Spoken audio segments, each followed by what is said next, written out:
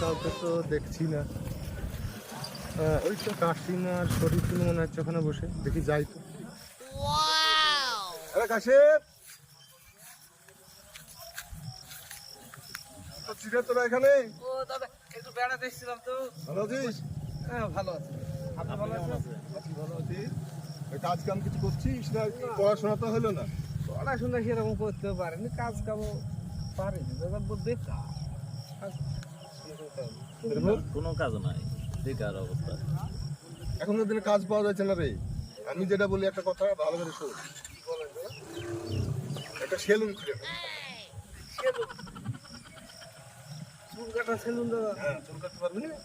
এই দাদা আমরা তো একে মুসলমান, আমরা চুল কাটবো কি করি? তাহলে শোন, প্রথম কথা, হিন্দু মুসলমান নাই, প্যাটের কাছে যায় তাকে না, বুঝলি? আগে প্যাট তারপরে যায়। আর 2 নম্বর কথা হলো, চুল কাটার জন্য এখন শিখতে হবে না কিছু। এখনকার চুল কাটা দেখে নিয়েছিলি বলে কিরকম চুল কাটছে, এরকম পাজা করে ধরবি, ঠিক আছে? পাজা করে ধরবি, হাসি দিয়ে খেচাং করে মারি দিবি, এটা খেচাং কাট। হ্যালো, কারো আবার এদিক খান ধরবি, ধরে এরকম ছাড়ি দিবি, এটা হচ্ছে ছাওয়াই নিয়ে।